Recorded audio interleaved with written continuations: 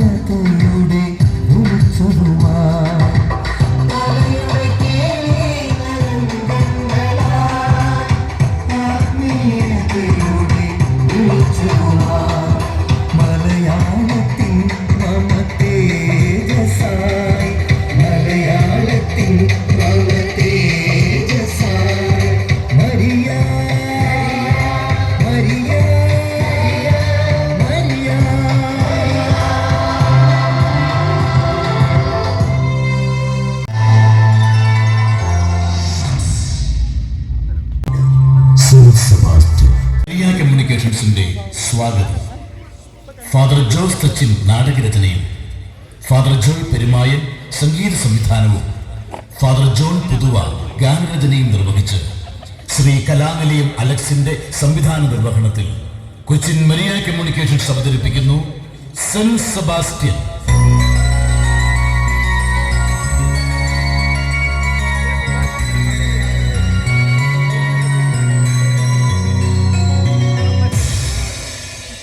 വിശുദ്ധ സെബസ്ത്യാനോസ് തന്റെ ജനനം മുതൽ ക്രിസ്തുവിൽ സമർപ്പിത ജീവിതം നയിച്ച് ക്രിസ്തുമതം പ്രചരിപ്പിച്ചതിനാൽ ക്രൂരമായി പീഡിപ്പിക്കപ്പെട്ട് ക്രിസ്തുവിനെ പോലെ തന്നെ രക്തസാക്ഷിത്വം വരിച്ച് വിശുദ്ധ ഗണത്തിൽ ചേർക്കപ്പെട്ട ഒരു സഭാ സംരക്ഷകനാണ്. ക്രിസ്തുവർഷം 255 ഫ്രാൻസിലെ നർബോന എന്ന നഗരത്തിലെ ഒരു പ്രഭു കുടുംബത്തിൽ ജനിച്ച സെബസ്ത്യാനോസ് സെബാസ്റ്റ്യൻ, സ്റ്റീഫൻ, സെഫാനോസ് എന്നീ വിവിധ പേരുകളിൽ അറിയപ്പെടുന്നു. ആയുധവിദ്യയിൽ അതിസമർത്ഥനായിരുന്ന സെബസ്ത്യാനോസ് തന്റെ യുവത്വത്തിൽ തന്നെ റോമൻ പട്ടാളത്തിൽ ചേരുകയും മറ്റ് സൈനികരെ കൂടി ക്രിസ്തുഭക്തിയിലേക്ക് നയിക്കുകയും ചെയ്തു. ഈ കാലയളവിൽ റോമാ സാമ്രാജ്യം ഭരിച്ചുകൊണ്ടിരുന്ന ചക്രവർത്തി ഡയക്ലീഷ്യനും സഹായി മാക്സിമിയനും ചേർന്ന് ക്രിസ്തുമത അനുയായികളെ തെരഞ്ഞുപിടിച്ച് ക്രൂരമായി പീഡിപ്പിക്കുകയും വധിക്കുകയും ചെയ്തു. എന്നാൽ കാലം കടന്നു ചെല്ലുന്തോറും പീഡനങ്ങളെയെല്ലാം അതിജീവിച്ച് അചഞ്ചല വിശ്വാസത്തോടെ പലസ്തീനായുടെ അതിർത്തികൾ കടന്ന് ക്രിസ്തുമതം പ്രചരിക്കുകയും വ്യാപിക്കുകയും ചെയ്തുകൊണ്ടിരുന്നു. ഇതിൽ രോഷാകുലരായ അധികാരവർഗം സെബസ്ത്യാനോസിനെ ബന്ധിച്ച് ഒരു ഉണക്കവൃക്ഷത്തിൽ ചേർത്ത് നിർത്തി തന്റെ വസ്ത്രം ഉരിഞ്ഞ് അതിന്റെ പാശം കൊണ്ട് മരത്തിൽ വരഞ്ഞുകെട്ടി അനേകം അമ്പുകൾ നിർബാധമയച്ച് ആ ഭൂമേനിയെ ആഴത്തിൽ മുറിപ്പെടുത്തി. വിശ്വാസത്തിനു വേണ്ടി അവസാനത്തോട് രക്തം വരെ ചിന്തിയെങ്കിലും കർത്താവിന്റെ കൃപ സെബസ്ത്യാനോസിന്റെ കൂടെ ഉണ്ടായിരുന്നതിനാൽ പീഡനങ്ങളെയെല്ലാം അതിജീവിച്ച് പൂർവാധികം ആരോഗ്യവാനായി അദ്ദേഹം തന്റെ ദൗത്യം തുടർന്നു. AD 288 അനിവാര്യമായ മരണത്തിന് വിധേയനായി സ്വയം രക്തസാക്ഷിയായി അദ്ദേഹം തന്റെ ആത്മാവിനെ ദൈവകരങ്ങളിൽ സമർപ്പിച്ചു. AD 288 മുതൽ വിശുദ്ധ സെബസ്ത്യാനോസിനോടുള്ള വണക്കം ലോകമെങ്ങും പ്രചരിച്ചിരുന്നു. മാരകമായ സാംക്രമിക രോഗങ്ങളിൽ നിന്നും വസൂരി തുടങ്ങി മാറാവ്യാധികളിൽ നിന്നും മറ്റ് പൈശാചിക ബന്ധനങ്ങളിൽ നിന്നൊക്കെയും മോചനം തേടുന്നതിന് വേണ്ടി വിശ്വാസികൾ സെബസ്ത്യാനോസിന്റെ മാധ്യസ്ഥം തേടിയിരുന്നു. പ്രത്യേകിച്ച് നമ്മുടെ കേരളത്തിലെ ഏതെങ്കിലും ഒരു ഇടവകയിൽ വ്യാപകമായ ഏതെങ്കിലും സാംക്രമിക രോഗം കണ്ടു തുടങ്ങിയാൽ വസന്ത പെരുന്നാൾ എന്ന പേരിൽ വിശുദ്ധന്റെ തിരുസ്വരൂപമോ കഴുന്നോ അലങ്കരിച്ച വീഥികളിലൂടെ ഭക്തിപൂർവ്വം എഴുന്നള്ളിച്ച് സെബസ്ത്യാനോസിന്റെ മാധ്യസ്ഥത്തിനായി പ്രാർത്ഥിക്കുക പതിവാണ്. കേരളത്തിലെ പുരാതന പ്രസിദ്ധമായ പ്രമുഖ ദേവാലയങ്ങളായ അർത്തുങ്കൽ, അതിരമ്പുഴ, ചങ്ങനാശ്ശേരി മെത്രാപ്പൊലീത്തൻ, കുടമാളൂർ, കുറവിലങ്ങാട് തുടങ്ങി അനേകം ദേവാലയങ്ങളിൽ വിശുദ്ധന്റെ തിരുനാൾ ആഘോഷപൂർവ്വം നടത്തിയിരുന്നു. വിശുദ്ധനോടുള്ള ആദരസൂചകമായി അമ്പെഴുന്നള്ളിക്കുക എന്ന ചടങ്ങ് ഇന്ന് വിശ്വാസികൾ ഭക്തിപൂർവ്വം ആചരിച്ചു വരുന്നു. പാവങ്ങൾക്ക് താങ്ങായി, രോഗികൾക്ക് ആശ്വാസമായി, ആകുലർക്ക് ആലംബമായി ഇന്നും ഒരഗ്നിശലാഖയായി ജ്വലിക്കുന്ന വിശുദ്ധന്റെ ത്യാഗപൂർണമായ ജീവിത കഥ കൊച്ചിൻ മരിയ കമ്മ്യൂണിക്കേഷൻസ് ദൈവനാമത്തിൽ നിങ്ങൾക്ക് മുമ്പിൽ സമർപ്പിക്കുന്നു. Saint Sebastian.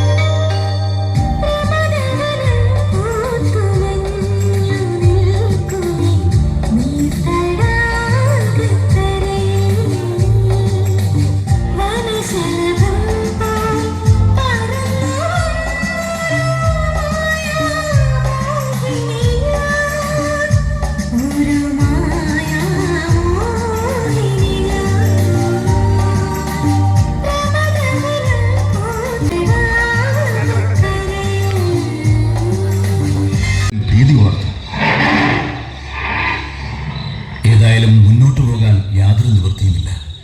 ദൈവം ദാ ഇവിടെ ഒരു ഗുഹ നമുക്ക് വിശ്രമിക്കാനായി കാണിച്ചു തന്നിരിക്കുന്നു. ഇതാണ് ദൈവഹിതമെങ്കിൽ അങ്ങനെ തന്നെ നമുക്കിവിടെ വിശ്രമിച്ചിട്ട് പുലർച്ചെ യാത്രയാവാം. സബാൻ, അങ്ങനെ തന്നെ നമുക്ക് വിശ്രമിക്കാം. വരൂ മോറിസ്.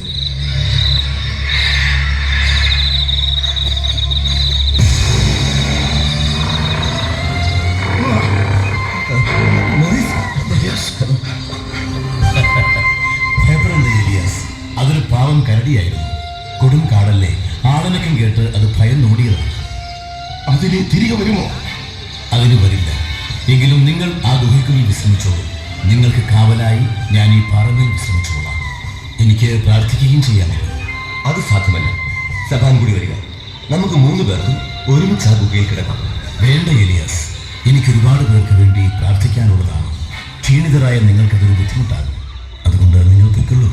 ധൈര്യമുള്ള ഒരാളെന്ന നിലയ്ക്ക് സബാൻ പുറത്ത് കിടക്കട്ടെ. എലിയാസ്, താങ്കൾ വരും.